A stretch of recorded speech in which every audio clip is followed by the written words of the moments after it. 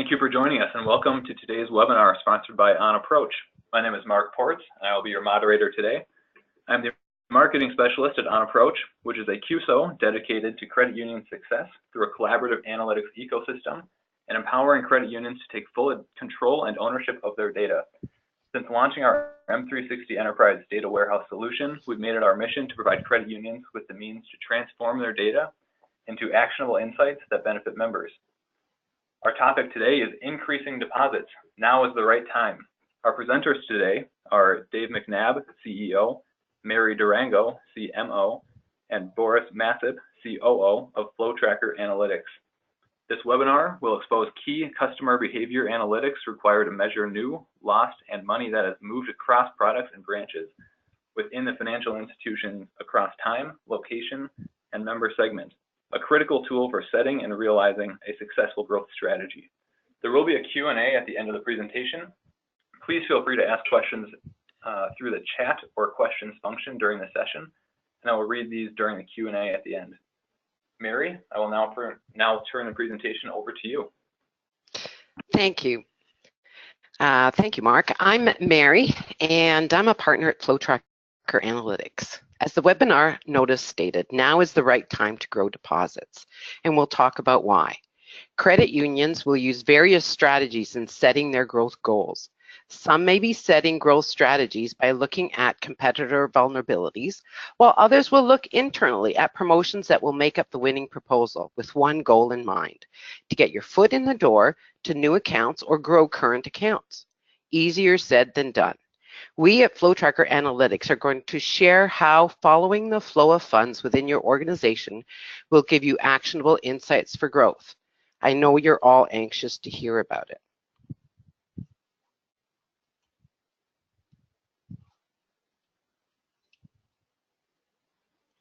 Why are we here? You're probably wondering. FlowTracker Analytics is a new OnApproach partner. We are going to share some of the experience we've gathered through our 30+ years in banking and working with bank data. We know that credit unions can get more out of the data you already have in-house. With the right tools, it can tell you so much more, and we will show you some of that. Some will say balanced growth is better. Others will have a focus on the loan side of the equation, while others on deposits. It depends on your balance sheet and your outlook. Understanding the analytics behind what has worked in the past is the key to setting and realizing your growth strategy in 2018. Understanding past experience with precise measurement can unlock the power of your branch staff to achieve extraordinary growth this year. Now is the right time to grow deposits. It seems that this is a continuous struggle. It's not only us at FlowTracker that believes this, but I want to bring your attention to an article by Beth Sullivan of Capital Performance Group. She states, and I quote, "We have seen banks slowing down commercial lending because of a shortage of core deposits." A second article by Darling and Associates suggests that banks under $10 billion in assets have not grown core deposits to sufficiently fund loans for the past 3 years. So this is why we bring you this topic today. Earlier this year, we conducted our own survey with FMS, Financial Managers Society, whose membership is credit unions and community banks. We will also poll the audience with a few questions from our survey so that we can ensure the focus today is relevant for you. Anyone interested in a copy of the survey or the articles that I mentioned, please email us through, contact us through email. Who are we? FlowTracker Analytics is not only our company name, it's also a tool that will help credit unions leverage the OnApproach M360 platform. The magic behind FlowTracker Analytics is based on the flow of funds. You heard me mention this before. It's a concept developed and patented by Dave that provides account-level money flow analysis across your whole credit union at various levels of the product or product grouping, and for that matter, at branch or account level. You are all probably wondering, what does this do? Well, this allows you to measure specifics, and through monitoring of these specifics, it allows you to adjust what you do in order to perfect your growth focus. All three of us presenting and our CTO spent a long time before at IBM servicing banks and credit unions in the analytics and profitability space. Dave is our CEO and president. He has over 30 years of banking experience. He's our in-house expert in analytics and profitability. A banker initially, rising to executive levels at the Canadian Bank, and then joined the consulting organization, helping banks with data, profitability, and more recently, analytics. Boris is our Chief Operating Officer and overall business banking strategist. Although he spent a long time at IBM, he has also been a banker in multiple geographies. He's now focused on bringing the best equation to banks and credit unions in their fight to grow and capitalize on the many strategies he's used on the way. And I'm Mary. I also have 30 years of experience in banking, mostly gained by working directly with banks, while the remaining through consulting to financial institutions, also with a focus on delivering analytics and profitability solutions. Analytics in credit unions and banking has been evolving. Analytics and customer behavior is the new frontier. As the economic downturn happened in response to the mortgage crisis, banks and credit unions had to focus on getting their house in order. The Dodd-Frank initiative forced that upon us. We had to ensure that risk was managed appropriately. As the economy strengthens, more focus can now move towards growth. More of a credit union's attention needs to be invested in consumer behavior analytics to ensure competitiveness and to achieve growth.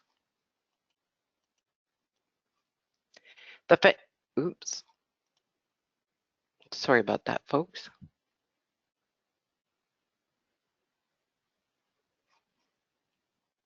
There we go. Financial institutions are accelerating their investment in advanced analytics. The industry is moving from fact-based use of their data to using data to gather insights and help them make better decisions.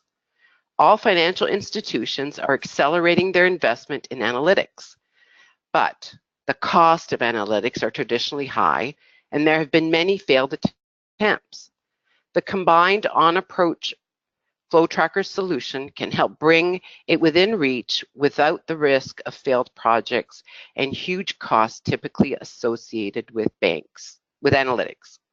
Out-of-the-box analytics to get you there faster. As I previously mentioned, we conducted our own survey with FMS. Our survey revealed that many believe they will deliver on growing deposits through cross-selling. We also discovered that there's a large gap between strategy set and capability to deliver when it comes to cross-selling. A large percentage fail to focus on measuring the right metrics. We believe they are not sure how to do this, or they don't have the tools to do this. We also asked the survey group on their growth strategy. I'll share our findings, but first I'd like to ask the audience and compare to our FMS results. Each credit union has a balance of deposits to loans that is optimal for their credit union. Most we feel are focused on deposits as they've been gangbusters on loans.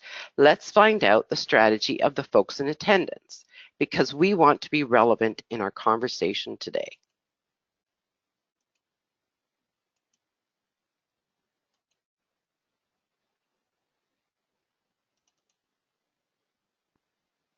I'm just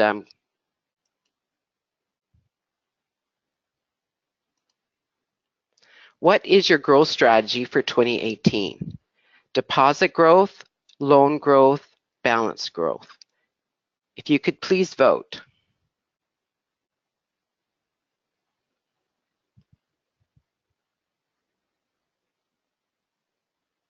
Okay. I'm going to share the results.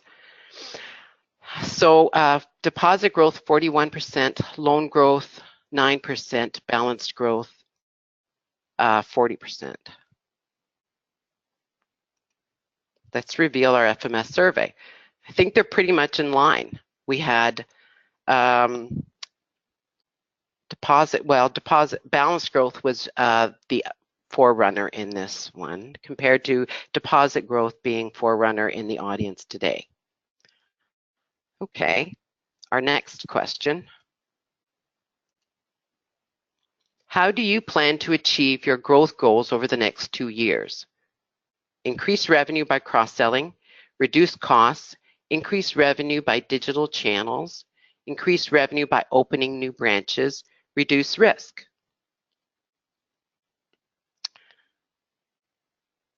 And I'm just going to give it a few more seconds as people are voting.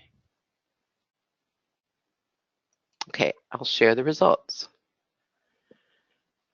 So we see increased revenue by cross-selling is by far the leader. Okay,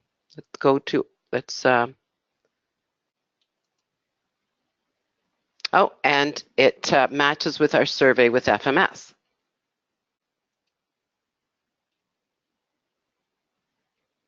I want to thank you all. This will help us focus the webinar to make sure that we talk about information that is important to you.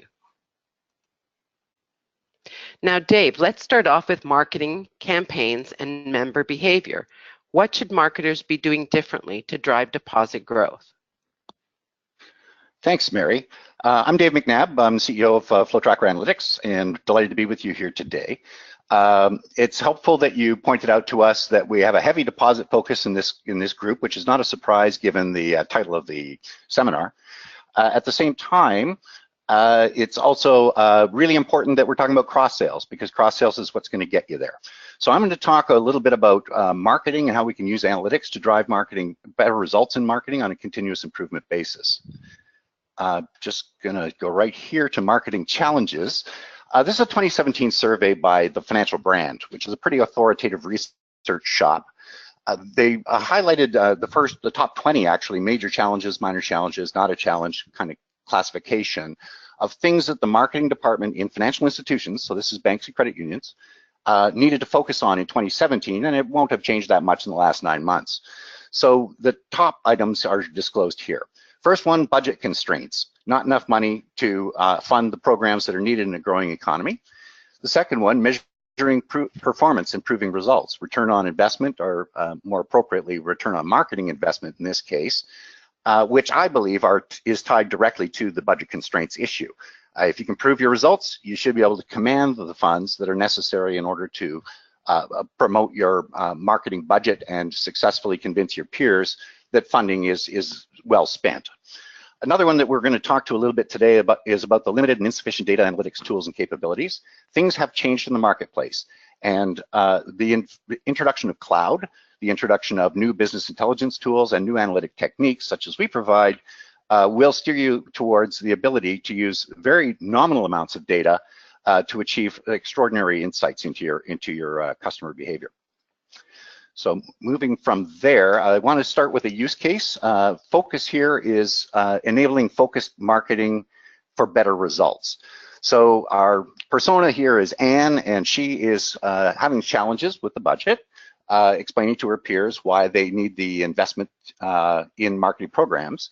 And at the same time, she recognizes that return on marketing investment is the key to unlocking the door to achieving the funding she has. So she wants to get better and better and better and more effective in her marketing programs. So let's take a look at what's getting in her way.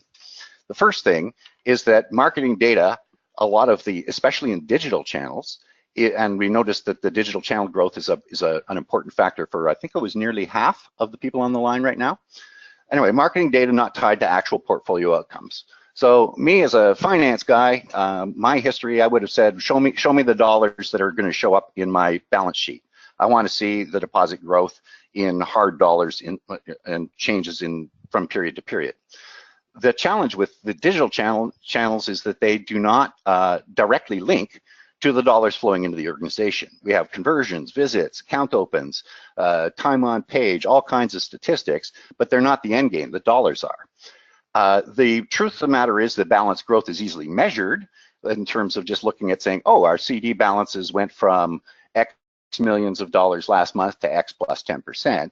But at the end of the day, that's not the true growth that is occurring in a financial institution. And the reason is that 30% to 80% of all account level growth actually is funded by money that's already inside your product institution or already inside your financial. So at the end of the day, product substitution is inflating sales and it's inflating attrition and it's keeping people from seeing what's truly bringing value into the organization. The second item that's important there is that customer and member acquisition, which is obviously a key to growth, but it's only a 20% driver of total deposit growth. This is based on our experience working with a number of financial institutions in North America, of all sizes. In fact, this is a universal truth. And so the key has to be cross-selling. You're on the right track, so I'll affirm that cross-selling initiatives are everything. And when Boris takes over in a little bit to talk about sales, he will explore the cross-sell aspect with you. The solution to this is being able to prove what's going on in your balance sheet. So the way to deal with product substitution is to isolate it and measure it. We need to be able to classify the type, source, and destination of dollar movements that are occurring in your customer relationships. So the solution for that is account level flow detail mapping. So getting down to the account level is also crucial. Whereas it's true that if you just look at a total customer picture last month, total customer picture this month, and compare the person over time, you will see if they went up, then clearly they brought new money into the institution. But that's not enough. It gives you no product insight. It also doesn't have enough grain to allow you to see it by segment, by geography, by campaign list, mailing list, a target group, A/B test, et cetera, et cetera. So having that fine grain information, being able to see the actual flows of funds and being able to tell whether it's new money, lost money, product substitution coming from product X into product Y, enables you to quantify the true results. And the program of test and learn is an old paradigm, but the key that we're adding into this for your consideration is, yes, test and learn with facts. So that if you can actually quantify the flows that are occurring, you can be building your business case and evaluating your marketing programs on the basis of actually what hit the bottom line in terms of creating balanced growth. When you do that, you're able to justify the budget with factual analysis. Now, interestingly, return on marketing investment is seen as being a challenge. The reason we got to get into a detailed view of this is that these facts are true in the bathtub analogy. 20% of money coming in from new relationships, 80% from existing. I mentioned that earlier. When you look at transactions type analysis, we find that 90% of balance changes in accounts account for only 10% of growth. So if you're doing transaction analysis and trying to analyze your growth that way, it's a tremendous amount of data with very little information value. On the attrition front, what we find is only 20% of the money that leaves your institution actually comes from lost relationships, which is the uncontrollable aspect, death, moving out of your market area, relocating for a job, that kind of thing. Whereas 80% of dollar attrition that occurs in your financial institution will in fact be coming from continuing relationships where you still know their name, address, and serial number, where you can still contact them, where they still have a relationship with you, and you have the insider's advantage. On the product substitution front, I said earlier that 30 to 80% of account level growth is substitution. 30 is actually the norm, 30, 35, which is a pretty large distortion of any kind of outcome analytics, which is why we're focusing on that. So being able to isolate, that's important. I'm going to take you through next and take a look at how do you actually do roaming. So I'm an accountant by profession, as well as a bit of an inventor and banker. To decode the return side, that's the hard side of return on marketing investment. We all know what we spend. On the return side, what we need to do is understand, first of all, what our campaign objectives were. Second of all, what our outcomes are. And the outcomes can be broken down in three classes: sales lift, substitution lift, and attrition lift. And this kind of breakdown analysis is very helpful because you may have a campaign that's oriented towards attrition, or you may have a campaign that talks to product substitution or is subject to a large amount of it. We'll talk about that a little later. Or you may just be trying to do, we want to grow the deposit accounts of our existing members through cross sales, and that's what most people here are interested in. So in order to do that, you need two things. You need a baseline of people who are not treated by whatever the program was, and you need to see what the results were for the people who were treated in the program. So that can be done by A/B testing. It can be done by using historical versus current. It can be done by using across time periods. It can be done by isolating a group that are not subject to a marketing campaign or a mailing or a website offer. What we get into in order to find out the true ROMI is you need to be able to measure new money growth. And that's literally money coming into the four walls of the institution for the first time. And that should be priced out at the current product margin, whereas the organic growth that would have happened anyway, priced out at the historical product margin, deducting one from the other gives you the sales lift. We have a similar kind of paradigm on attrition lift and substitution lift. The substitution piece being especially interesting because you need to know the source product that it came from, because it's not new money or lost money. It's actually coming from a product where we were already earning a margin, and you need to understand whether you are, that cannibalization or product substitution, as people call it, is in fact generating value for your organization or eroding value for your organization. So that's how we measure ROMI. Moving on from there, let's take an example of that is pretty much everybody in market right now will be having or contemplating a premium rate campaign. And the big question is, do they work? We were talking with a fairly large credit union a couple of months ago who had done a manual analysis of, and because they were doing it manually, they could only look at the top 15 or 20% of the accounts involved, our customer member relationships. It was labor intensive and complex. They had to sample. The sample was skewed to the larger deposits that were yielded in the premium rate campaign. And as a consequence of that, their analysis, they saw that 80% of the money flowing into a premium rate CD campaign, where they actually offered 150 extra basis points, was in fact coming from product that was already on the shelf. And that means that they were not only losing 150 basis points on the premium that they were paying, but they were also using the normal CD to money market differential, for example.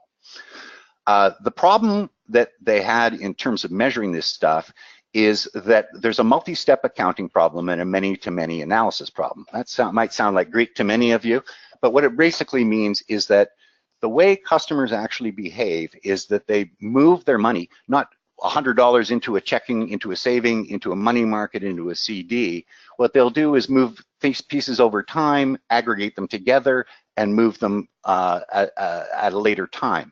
So we see money flowing from checking to savings on, say, a monthly basis, from saving to money market, perhaps quarterly, from money market into CDs once they reach a volume level where it's worthwhile to buy a $1,000 or a $5,000 CD, that kind of thing. So what happens is the money is impossible to manage, or rather to track through the transaction flows, because the transactions are many-to-many relationships, and it takes a whole bunch of steps to get from A to B in order to achieve what the customer ultimately wanted to do. The solution to that is to know where money growth funding comes from. And new members, not surprisingly, are always going to be 100% new money. That's kind of a no-brainer. When we start looking at existing members, it becomes a little more complex, because let's take the first case, existing member in a new product. That to a lot of organizations is a cross-sell. It is and it isn't, is how we view this. To the extent that there is new money being brought into the new product, sure, it's a cross-sale.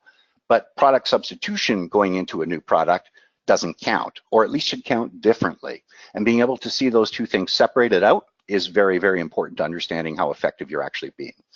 It gets even more complex when you're looking at existing members and their existing products, because they have three cases. They can have the new money that's being brought in, the product substitution effects, and the third category of normal variability, because they were already currently consumers of the product. So for example, if you're looking at a money market account and it's grown, what are the drivers of that growth? Is it new money? Is it a CD being cashed out? Is it just because they have a little extra cash that month and put it in? You should be able to separate those three things out. And when you do, you can get data like this. Over in the upper left-hand corner, you'll see this decreased bubble, or rather increased bubble circled in gold of $0.4 million. This is 1 month, 50,000 customers. That's actually real data. So we know the CD3 year had almost equal inflows and outflows. We break down the inflow.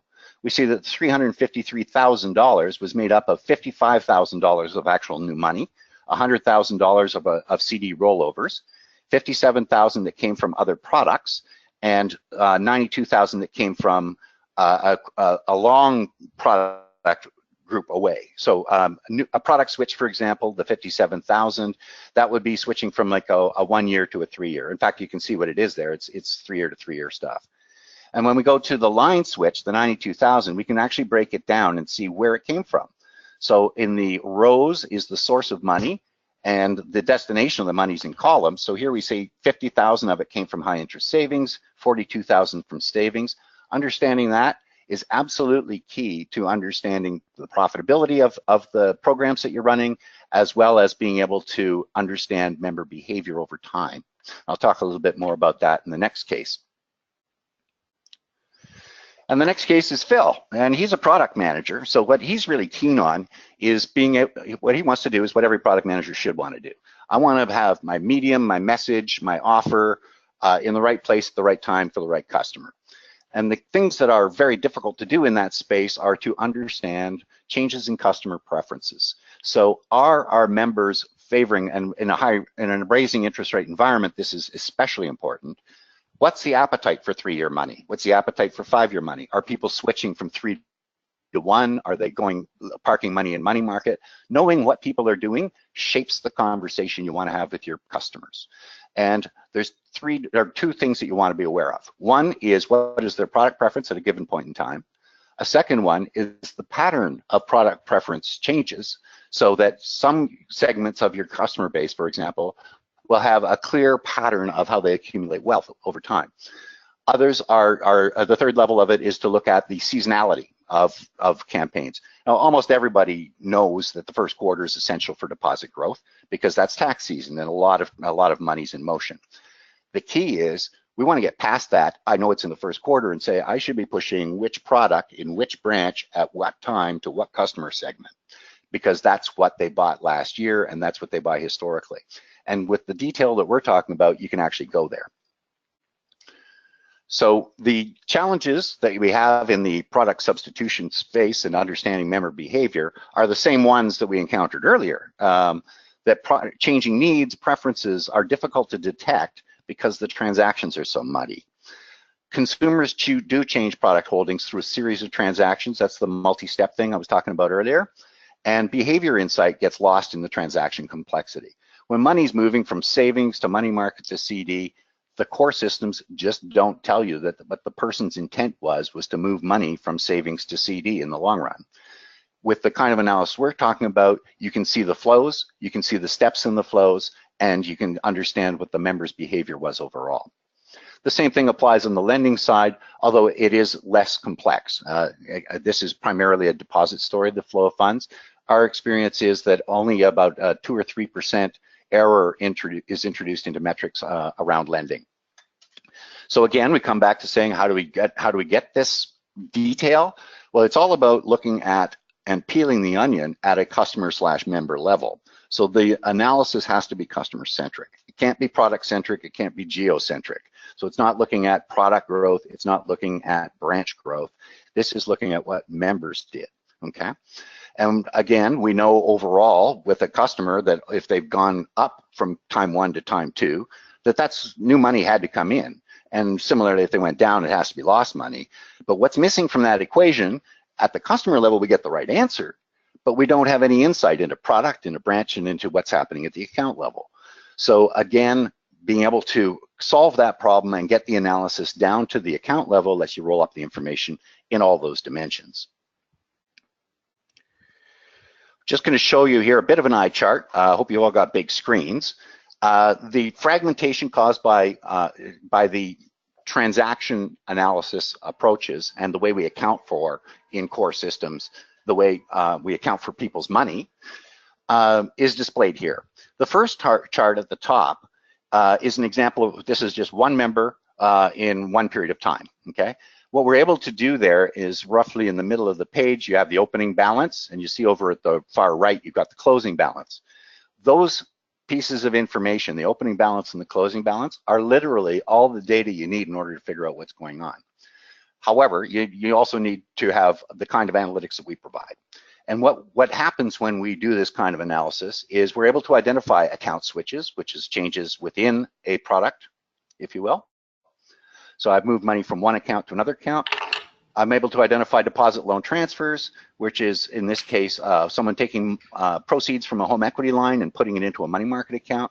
We're able to isolate those small changes, which I call normal variability earlier, and basically take them out because they're not very interesting to us as product managers or as marketing managers. And we also are able to quantify new and lost business flows. So those account level changes literally roll a portfolio from opening balance to closing balance in a period, except now we're not just looking at the delta, we're looking at the dynamics. We can actually see what is going on in terms of behavior. Then we take those events that occur, such as the deposit loan transfer, which is circled in gold there, and we turn them into behavioral events, and that's what's showing at the bottom of the chart, okay? Called a switch event in this case because it's a product switch. And there it is again, the home equity at the very bottom there, moving to money market, okay, in the amount of $54,000. That is a behavior that we want to know about, because in this case, it may be a signal to us that there is some kind of a life event occurring. For example, is this person taking out additional equity funds from their home to do a renovation, and is money market the best place for them to be putting that money? Or is that the best funding source for that kind of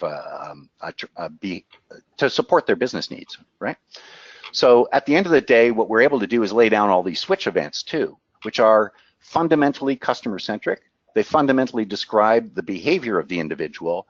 And the most interesting part about it, of course, is that laying these down in time series gives you a whole new data set of behavioral events that you can use for predictive analytics in terms of being able to identify next best product, the propensity to buy, the propensity to defect from a product or even from your institution as a whole. So that, I wanted to recap on this, is basically looking at marketing. There's two things we can do with analytics that are not horrifically difficult to do. One of them is to get a grip on the return on marketing investment and use the right numbers in order to get smarter and better as we do this over time. That's the key to justifying when you go to your controller and your other colleagues to justifying the budget increases that you need in a growth environment. The second aspect is having dynamics, portfolio dynamics, enables you to understand behavior, normal behavior patterns, and changes in behavior patterns of your members, which will be reflective of the market as a whole and give you tremendous insight into the timing and the messaging and the location of the offers that you're putting into market. So that's a little view on marketing. Thank you, Dave. That was marketing. Boris, what should we be doing differently at our branches? Thank you, Mary. I think I'm going to take it a little bit from the strategic aspect that that marketing is into the more tactical aspect of branch banking. So let me start with doing a little bit of level setting to provide context for this section of today's presentation. There are going to be three key elements of our philosophy. First of all, when we're talking about branch network, in reality, we are talking about all of the sales and services channel, as we believe that servicing is a key component of the sales process that sets the basis for you to attract more deposits. Second, pay attention to the onboarding experience, as the onboarding experience provides opportunity to identify needs in a timely and proactive manner and supports the effort to deepen the relationships that ultimately will allow you to gain a bigger share of the customer total deposits. And third, the customer centricity. Sorry. As financial services professionals, we should be looking for opportunities to satisfy the customer financial needs and not to push products. With that in mind, let's look at the key themes of today's present section. We're going to be talking about Angie, and Angie, we're going to be talking about Angie, and Angie is a persona that we're going to use for this section.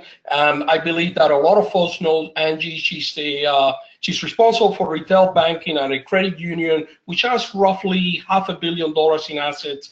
And given her mandate, her most overarching concerns are to uncover opportunities to increase the share of the customer deposits, basically attract new money, and increase the effectiveness of the sales effort at the branch level. From our conversations, we also gathered that she has limited insight into the dynamics of her portfolio and knows that attrition greatly dilutes her sales effort. Let's see what we recommended Angie.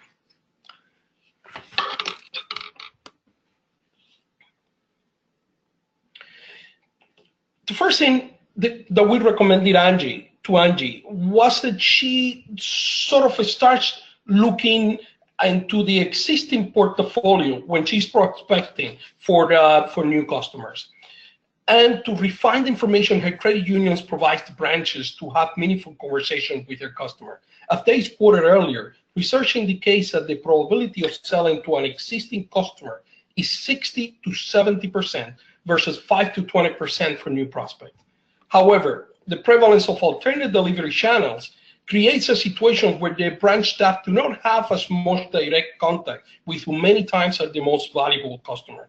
Hence, we have lost that traditional source of insight on what customers were doing, was the direct contact with the clients.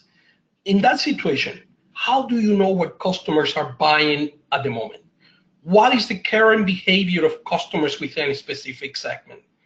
We also asked her to remember to increase retention can lead to increasing sales. Proactively contacting existing clients with strong value propositions based on what they are actually doing versus generic statement can increase the effectiveness of your sales effort and reduce the need for additional incentive. So in this scenario, for example, in practical terms, we're talking about diving into the dynamics of your customer behavior to reveal opportunity. In other words, understanding the flow of funds amongst the different products in your credit union portfolio and knowing what is driving the customers at any given moment. For example, when we look at this, part of the questions were, is it because the rising interest rates environment, it is what is driving clients moving into the money market and savings? Is this what is driving that change to liquidity? Or are just customers really trying to just get bigger returns for their money? In either case, have you prepared the staff to have the necessary conversations? I would also invite all of you to determine among your customers, what are the patterns of a given product acquisition? Knowing this information will prepare the sales staff for the interactions that they will have to have. Angie, at this point, will have to determine what would be her strategy to retain and expand, given that she can see that these are the patterns of the flows in her portfolio. But we also gave her one more piece of tactical information. We identified by name and branches those customers at risk that will need to be contacted first. That enabled her staff to proactively contact the customers and find solutions before the money left the credit union. As they identified the customer needs and work solutions before the customers take away their deposits, it also created a path for those customers to acquire other products. In summary, the first step for Angie was to prepare the branches with the ability to have meaningful conversations and look for opportunities inside the existing portfolio. But now let's talk about closing the back door and reducing attrition. The Boston Consulting Group estimated that 10 to 15% of gross revenue per year is lost to attrition. 10 to 15%. That in an industry that has a very slow growth rate. But it gets more clear than that. While most bankers concentrate on account level attrition, 80% of deposit dollar attrition occurs with a continuing relationship. And this is something that Dave was touched on earlier on when he stated that most of the attrition comes from continuous relationship and hence it goes somewhat masked. Furthermore, account level attrition rates are rarely measured, and if you don't measure it, then how you can really do anything about it? Again, we're going to look at other ways to identify money at risk, and if we do not alert the branches to proactively implement retention strategies, then we're going to have to be looking at the rear view mirror reporting of declining balances. Let's start by acknowledging that Angie will not be able to eliminate attrition altogether. As Dave mentioned earlier on when he was talking about marketing, elements like divorce, death, move, job changes will always impact your customer's portfolio. But with that in mind, let's consider what is happening inside the credit union and focus on what we can do. The first step would be to understand the cyclicality of the attrition in your portfolio. And this enables you to be in the lookout for it and design your efforts to reduce it. Once again, fighting attrition is all about understanding customer needs, as satisfied customer needs can lead to further cross-sell and upsell of your customer base. I bet this is something that you could be doing all year round. In periods of historically higher attrition, you should redouble your efforts to keep an eye on the money that is getting closer to the door. And in this example, we had seen that it was that move from term deposit into savings account or into money markets account, and we started to look at where was this happening.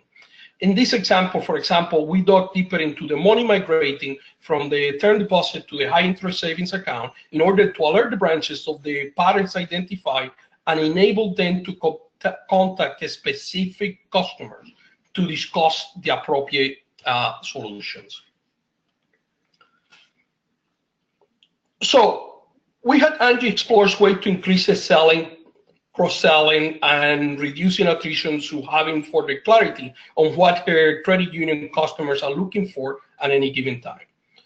Those who are familiar with the change triangle of process, people, and technology will probably place those taxes into the process element.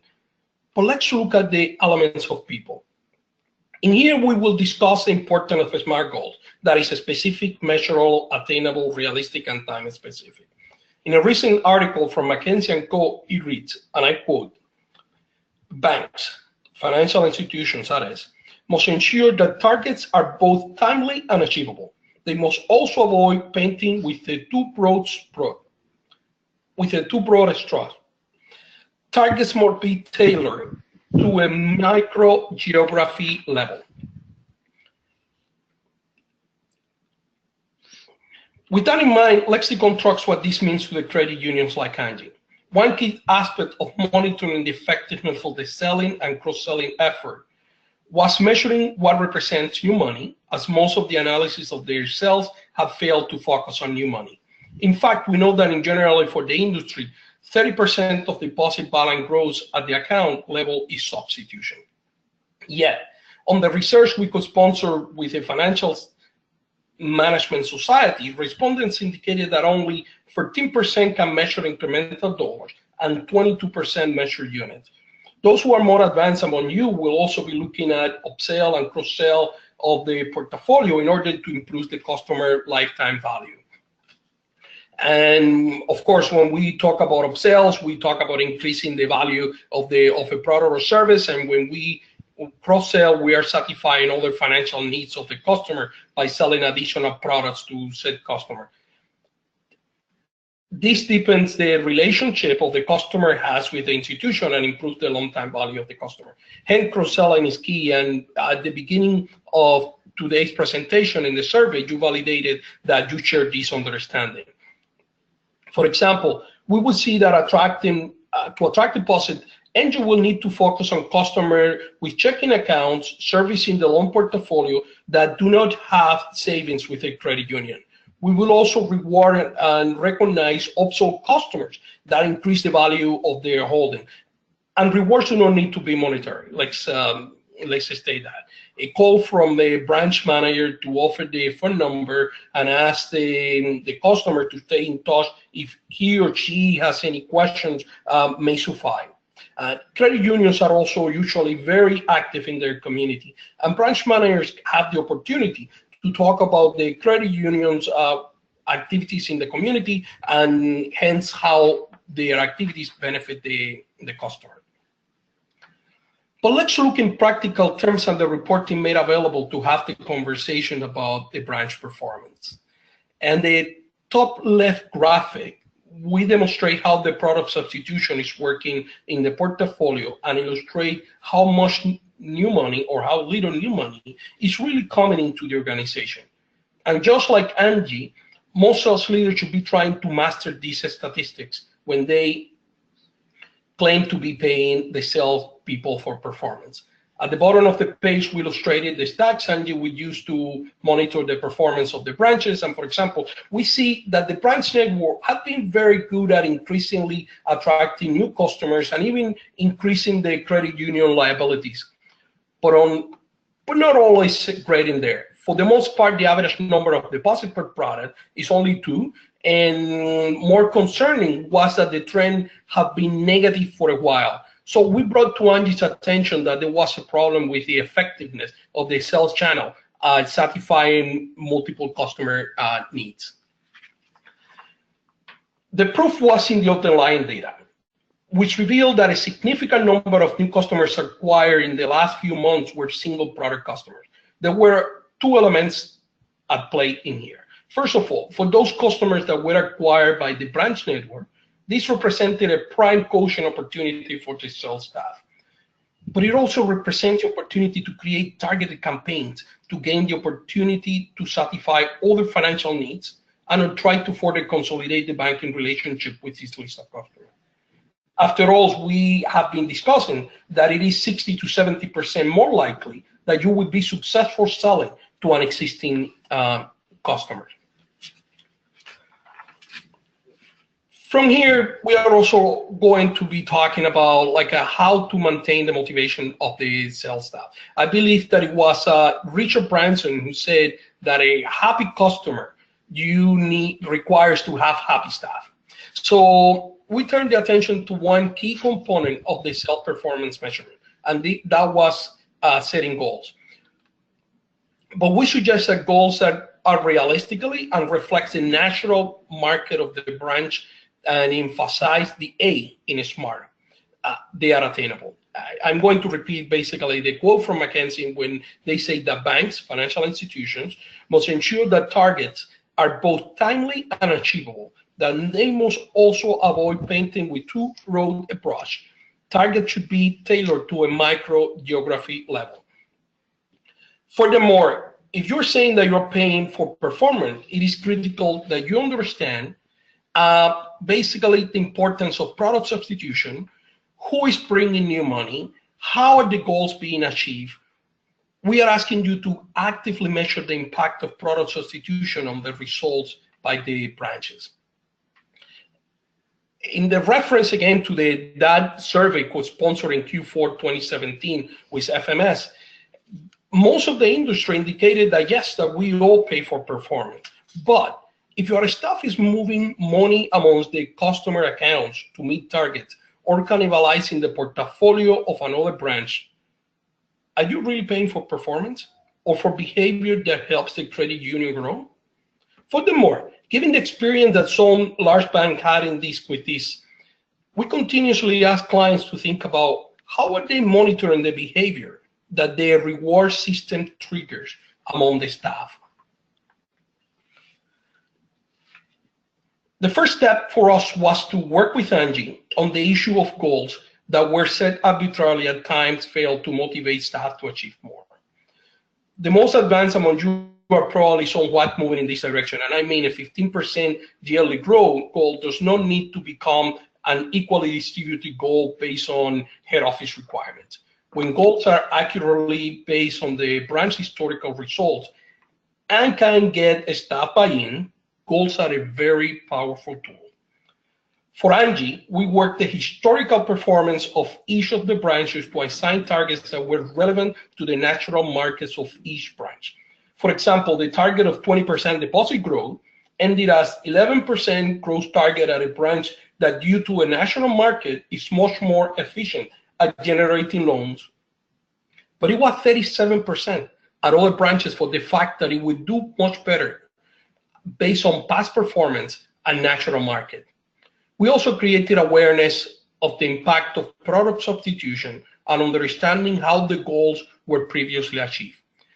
That helped control the issue of quote unquote star salespeople from one branch raiding the portfolio of other branches to meet goals in a manner that ultimately created a moral issue, added little to the overall growth of the credit union, and never added value to the customer or the client relationship. Thank you, Boris. So we've taken a look at marketing and sales and some practical things that we can do to grow deposits. Let's open it up for discussion. Great, thank you all very much. As Mary mentioned, I'd like to open the floor for questions for the remainder of our time here. As a reminder, you can submit your questions through the questions or chat function, and we'll read those off to have them read by or answered by our presenters here. I want to start off with here, which is how frequently should we send alerts to our branches about money at risk? I would take that one. It is going to sound as if I'm hedging my response, but I truly believe that the answer should be, it depends. The good news is that you invested in M360, which will enable you to run the analysis of the transactions as often as you want.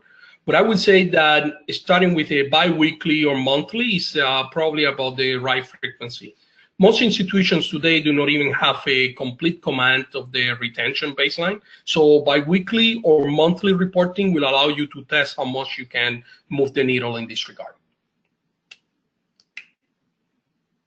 Great, we got another question here that says, what data do you need to enable flow of funds analysis to measure ROMI? Are there tools that do that? Thank you. I'll take that one if I may, since I'm kind of the tool guy. The reality is that the data sourcing problem, certainly in anybody who's a client of OnApproach with M360, you've got the data in your warehouse. That's a given. But even financial institutions that have not yet matured to the point where they have their own data infrastructure like that, the data that's needed, all you really need is to know the amounts of money that are sitting in balances at points in time for each individual customer. So what you need to know is your institution ID, which is pretty easy, branch ID. You need to know the customer ID. You need to know what the account number is, or account ID, if you will. You also need to know the balance and what product it's in. And if you have those 6 pieces of data, which frankly, I believe almost everybody displays every day on online banking for every one of your members or customers, those 6 pieces of data are the core that are necessary in order to do this kind of analysis. And there are expensive flow of funds analysis tools available from price optimization companies, but they'll cost you in the millions of dollars. We are able to deliver this as software as a service for a fraction of that, a very small fraction of that. So that's the business we're in, actually, and it's not hard to get started. In fact, we can implement from receipt of data to delivering results in just a couple of weeks. So it can be cheap and cheerful and very powerful for your results. Okay, thank you, Dave. Got another question here that says, a few institutions measure attrition at the account level or even at the customer or product level. Do you have insights into the reason for this? I understand the question as why there is no more emphasis on retention. And in that context, I would say that I believe that today the key barrier is the prevailing culture of relying on metrics that have been around forever, and the perception that doing so will be costly and difficult. Don't get me wrong, sales are key, but if you don't close the back door, it is going to be a lot more difficult to grow your deposits. In our industry, I would say also that analytics, for the most part, have meant Excel. So historically, it has been very difficult to measure attrition at the account level and even at the customer and the product level. It's just in the last few years that technology solutions have made it possible, and for the industry have been slow to react, I would say. That said, the biggest players in our industry are investing substantially in analytics, and given the impact that reducing attrition has on the overall financial results, I anticipate that this topic will get more and more attention. I got to agree with that, Boris. I'm just going to pipe up for a moment here and say, just consider the impact on your balance sheet. If your deposit growth could be increased by half of the 30% that is in product cannibalization today, that's 15% growth rate. And if your attrition could be cut by a half, that would be another 7.5% using the numbers from McKinsey, I believe it was, or BCG, and that's like 22%. Well, we've actually had experience with a credit union in the United States recently, where they were able to triple their deposit sales just by having the right metrics and putting the right goals in front of people. So there's tremendous opportunity for everybody. We got another question here that says, any special observations for addressing the single service profile of most indirect loan members? Cross-selling your loan members into actually, that's kind of interesting. So I'm going to take a bit of a flyer here because we can't have a dialogue. That the loans, the indirect lending is probably coming mostly from car loans, and people don't have share relationships. So getting that share relationship is all about the value proposition of a credit union. They probably did the indirect lending on the basis of price and availability, but you've got to get into communication of the value to your community and the values of your organization to cross-sell them into a share relationship, because that'll be the anchor that will enable you to expand a depository relationship with them. Absolutely essential, I think, to capitalize on the branding, especially in credit unions and community banks, because you have an inside advantage there in the aspect of there's so much community focus. I think it's a tremendous competitive advantage in comparison to like the big shops like Citibank, who's probably in every neighborhood in the country. Dave, if I may add to what you said, at the very beginning of the presentation, we were also talking about the onboarding experience and how the onboarding experience provide the perfect opportunity for you to identify customer needs, and based on that is that is information that would allow you to cross-sell that single loan product holder in your portfolio.